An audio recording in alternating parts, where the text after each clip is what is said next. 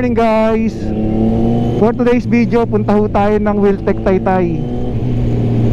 Kunin po natin yung ating plaka. Available na raw yung plaka nito ni Beder.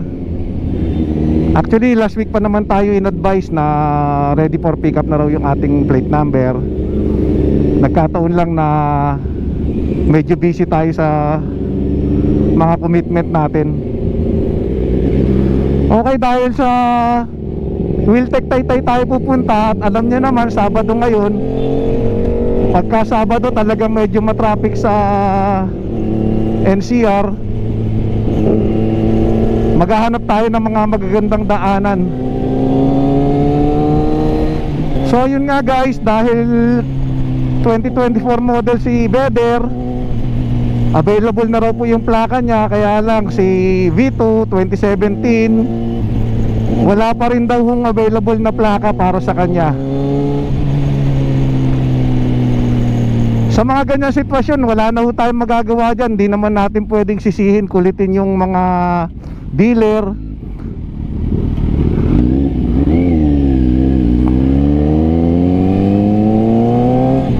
So hintay-hintay na lang talaga natin kung kailan magiging available yung ating plaka. So yung kasama natin si Kuya Miguel, Kuya Denzel, Kuya Russell.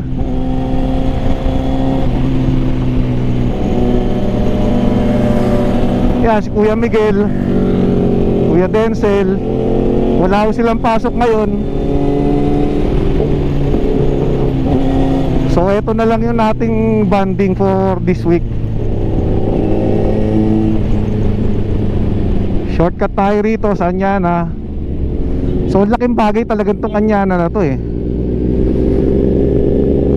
Hindi na tayo dadaan sa bayan ng Tansa. Volume ho kasi dyan, lalo pag ganyan Sabado.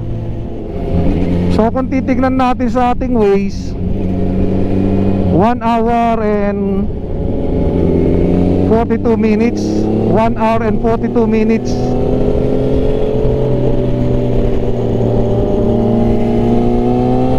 with 43 kilometers. O hindi naman siguro ganun ka-accurate yan, pero malapit-lapit sa katotohanan. So guys, yan ang Malabon Grande. Flying school dyan guys. Flying school, ibig sabihin sabungan. Yung mga mahilig sa bulang, eskwelahan nila yan. So yan guys, kumanan tayo dito sa kakanan tayo dito sa Ontario Soriano. Ito yung Robinson. So imagine niyo kung wala yung Anyana na yan, diyan tayo manggagaling, diyan tayo dadaan.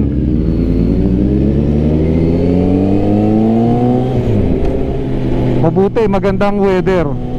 Hindi masyadong mainit. At wala namang ulan. Tamang-tama lang. Actually, medyo tinanghali na nga tayo. Ang plano sana namin 7 o'clock. Alis na eh. Kaya lang, medyo napasarap sa tulog.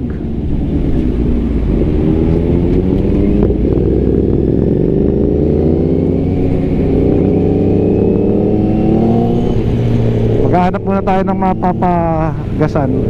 Right now, nandito tayo sa Bacau. Ito yung EPSA Gate 2. So nagpapagas lang muna tayo. Dadaan tayo ng Cavitex, tapos Coastal, akyat tayo ng Nayax, Skyway. Mamaya ituro ko sa inyo kasi base sa mga nakaraan experience ko, diyan magandang dumaan. Mabuti wala pa masyadong traffic ngayon Mamaya yan. Tsaka pagka ordinaryong araw, halos lahat na kasi dito na nadaan. Eto, build up na, naku po.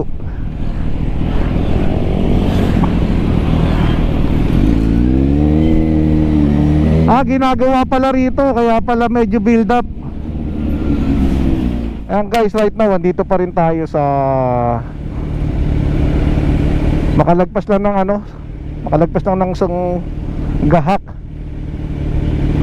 So ngayon ko lang napansin guys, meron na pala ritong concrete barrier, nagse-separate sa papuntang Cavitex at saka pabalik ng Cavite. Okay guys, Cavitex na tayo dadaan. May mga checkpoint. Okay guys, sa ngayon nandito tayo sa Cavitex. Hintayin natin sila kuya. Ayun, hindi binasa yung kanyang sticker. So guys, pag dadaan pala kayo sa mga expressway ngayon, make sure talaga na may sufficient fund yung inyong mga RFID. Wala na kasing wala na ako nakitang cash lane dun eh.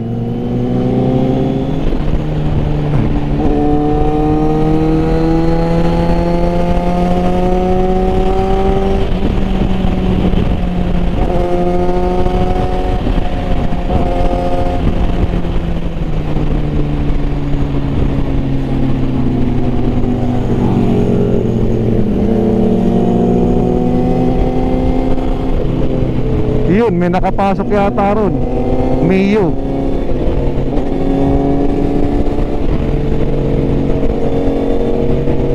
Ingat kayo dyan guys, kasi may mga bagong gawang expressway dyan. Ang mga exit nila, magugulat na lang kayo, nasa loob na pala kayo ng Cavitex. Dito tayo ngayon sa toll gate ng Coastal. Ito guys sa kanan, kung makikita nyo yung kanan na yan, yan yung link sa may C5. Okay guys, akit tayo ng Nayax.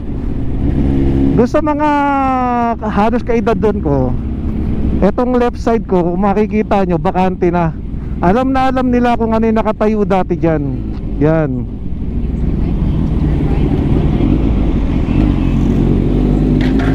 So yan yung dating Coastal Mall, tinanggal na. Nga pala guys, advice lang pagka nandito kayo sa Nayax, be cautious sa inyong speed limit. Mag-ingat ko kayo sa takbo nyo rito kasi mahigpit sila sa speed limit dito. May mga camera po dyan, yun, Harley. Kung magugulat na lang kayo pagdating nyo dun sa toll booth, meron nang magpla-plug down sa inyo. Ayan, camera yan, yung nasa poste na yan. Ayan guys, sa mga ganito sitwasyon, nakita nyo, naka cruise control lang tayo, 56. Ayan cruise control 56. So magagamit mo yung cruise control mo sa ganitong sitwasyon. So ayan guys, dahil konti lang naman, pila lang tayo. Courtesy lang din sa mga nauna sa atin. Yung ganda na sports car, Porsche.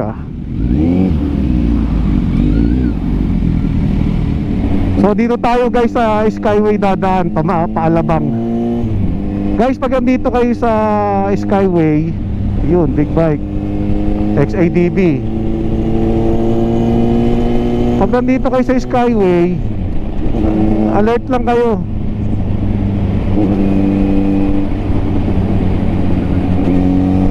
Kakanan tayo dun sa dulo.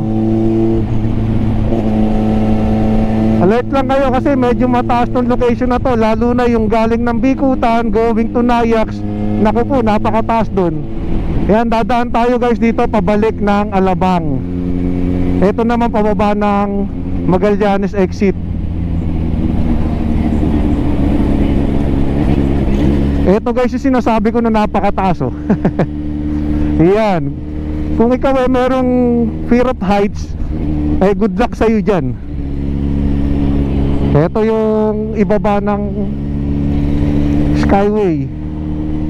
Ayan guys, kung makikita nyo yung Bikutan exit, dyan tayo bababa. So anong nangyari, from Cavite, pumasok tayo ng Cavitex, Masok tayo ng Coastal, umakyat tayo ng Nayax, umikot tayo ng Skyway, then bababa tayo ng Bikutan exit. Diyan sa may SM tayo bababa. From SM Bikutan, babaybayin natin going to Camp Bagong Diwa, then C6. Yan guys, medyo umikot lang tayo, napamahal lang tayo ng konti sa toll gate, pero ang ginawa ng biyahe natin, yan, SM City Bikutan.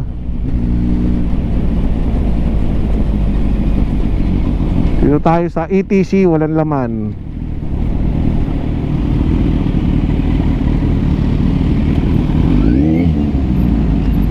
Kakaliwa.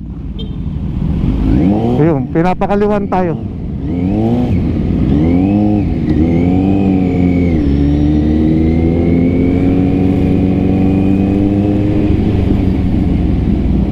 Kaya sa kanan. So guys, dito na magsisimula siguro yung pagsubok natin. Dito wala tayong magagawa, talaga medyo traffic na rito.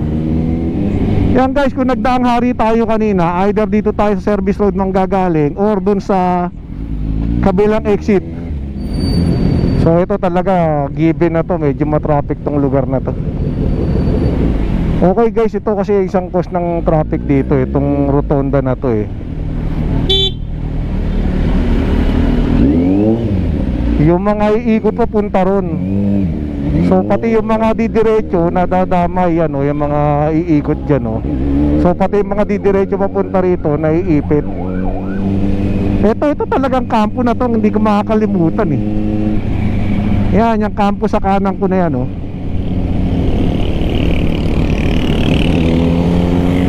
Yan.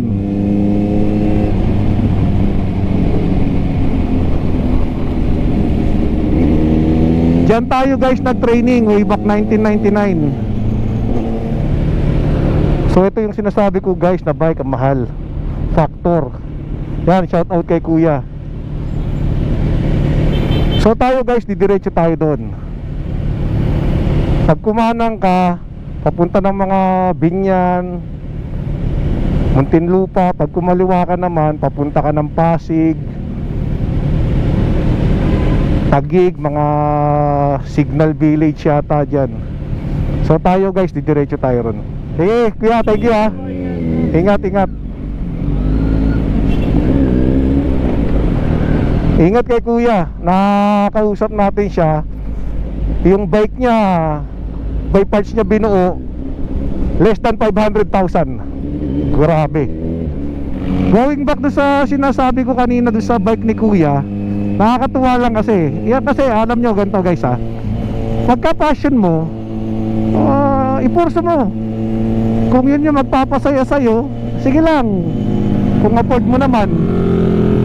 Kamukha yan, yung bike ni kuya, less than 500,000. Binuo niya by parts.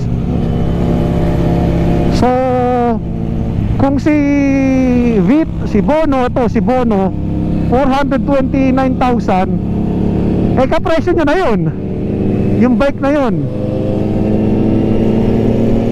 O wala naman tayong magagawa dahil yun ang nagpapasaya sa kanya. Parang kagaya rin natin guys, big bike ang nagpapasaya sa atin, motor ang nagpapasaya sa atin. Ipurso lang natin. Basta wag lang natin pamabayaan yung mga obligasyon natin. So kung ganun din kay kuya, I'm sure may magandang trabaho si kuya at saka responsable. Tingin ko lang guys kasi yung discipline niya sa pagbibisikleta dapat laging kasama yan. Ayan, dito sa may kanan dati maraming bilihan ng pyesa ng motor dyan. So lumipat lang sila rito sa kaliwa. Ayan, makikita nyo guys mga top box, ukay-ukay, ito ang dami helmet, other motorcycle accessories. So guys, imagine niyo yung naiwasan natin traffic kung tayo nag-EDSA tapos Ortigas extension, malamang sa malamang wala pa tayo sa lugar na to. Kasi yung traffic na sasagupain natin sa EDSA bago pa tayo makarating ng Ortigas, eh sigurado good luck sa atin. Okay guys, pagdating nyo rito, kanan kayo, kanan. Pag kumaliwa kayo dyan, papunta kayo ng Pasig. Dyan papuntang Pasig City Jail. So kanan tayo. So guys, ito yung tinatawag nila na Embarcadero Bridge. Talagang ganito rito, traffic yan. Mabuti nga eh gawa na. Nung nakaraan taon, nung kinuha natin si Beder, ginagawa pa lang yan eh. Ayan guys, medyo mainit na. Time check tayo, 10:31. So nakikita nyo, puro pula oh.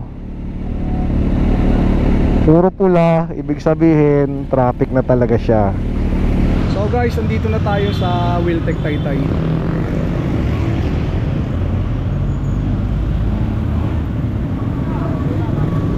Yan sila kuya. Akit tayo rin sa taas.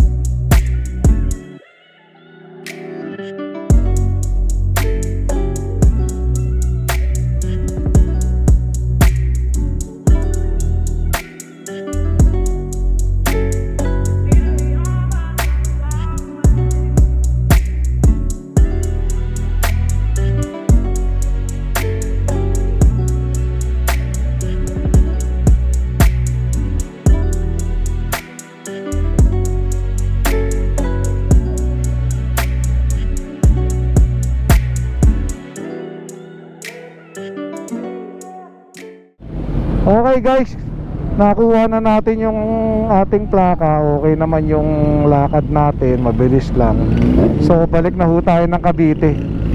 Di na tayo ikot ng Marilaki at medyo kumukulimlim.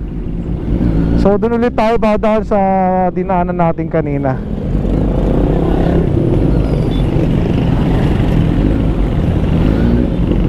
Yun guys, kung diniretso nyo yun, papunta kayo ng EDSA via Ortigas Extension.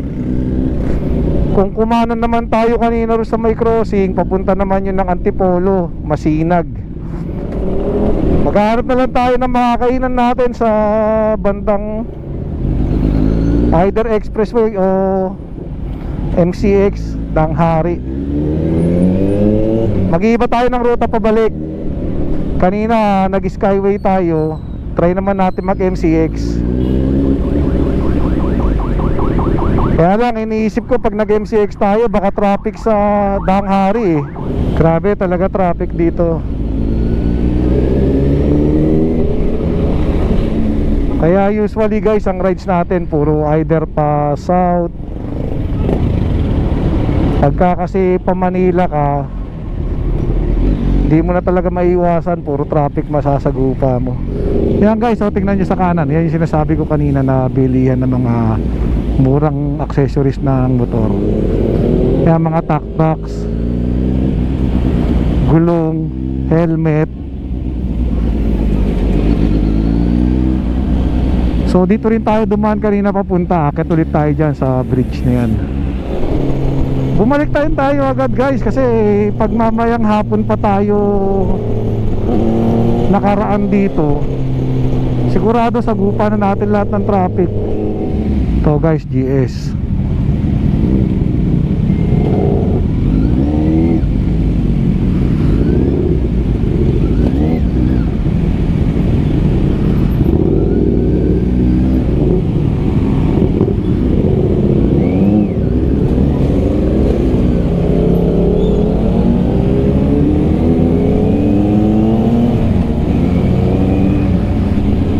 Ganda niyan guys, oh, GS Adventure. Sa ganitong sitwasyon guys, talo ang mga big bike talaga pagka ma-traffic. Kaya kung mapapansin nyo, parang ilag na ilag sa traffic ang mga big bike. Mainit kasi guys. Imaginein mo 1000cc yung dala mo, tapos yung init, yung hangin na magbabounce sa legs mo. Sige, sunod ka kay kuya mo.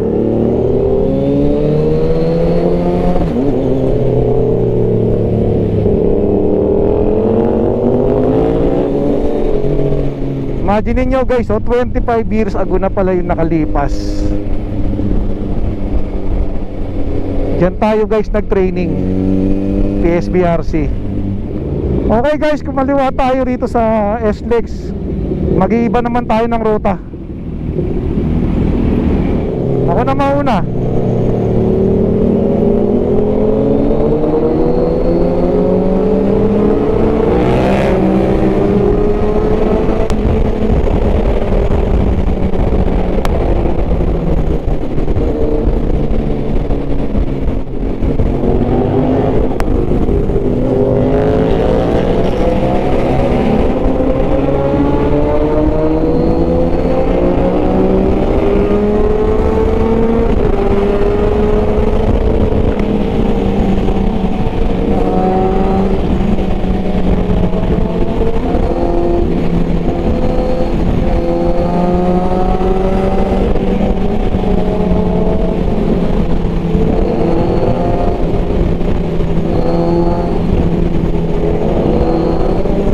Diretso lang tayo.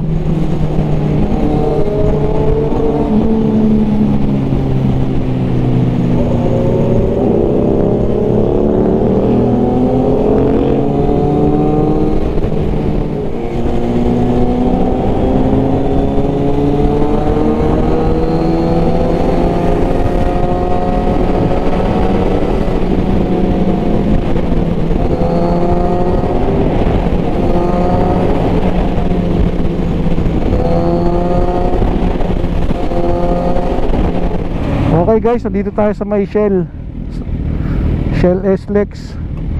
Hanap muna tayo ng makakainan. Okay, yung parking natin ang ba ito? Sa isang slot, pinagsaman natin 3 motor. Siguro naman na wala na silang masasabi dyan. Okay guys, kain muna tayo. Guys, go na tayo. Nakakain naman na tayo. So, balik tayo sa SLEX. Nakita nyo guys yan, no? Yung volume ng take out order na yan, no? Yung drive-thru. Ang haba niya, hanggang doon niya sa likod. So, galing tayo kanina guys ng SM City Bikutan. Dumiretso tayo dito sa SLEX.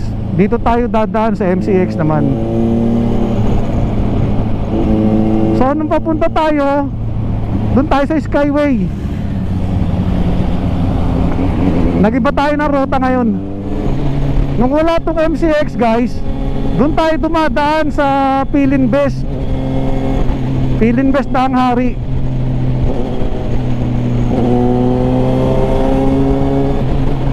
So magandang daanan din to. Malaking tulong to pagka ikaw ay mga taga Cavite, Las Piñas. Magandang daan to.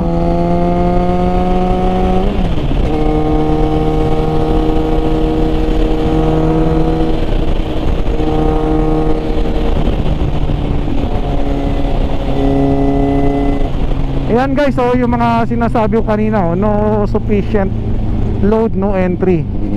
Kaya kanina nire-remind ko yung mga anak natin na dapat meron talagang sufficient fund yung inyong RFID. So hanggang dito lang guys ang MCX. Pagdating dito sa Rotonda, iikot na tayo sa may Evia, going to Danghari. Okay guys, diretso na tayo ng Aguinaldo Highway. Tapos open canal, pabalik na ho tayo ng Cavite.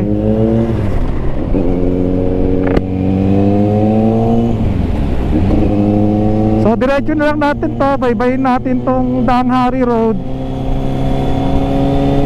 Then Cavite na ho. Dito ko na lang tatapusin ang ating vlog. Okay naman yung biyahe natin. Good thing nakisama rin yung panahon.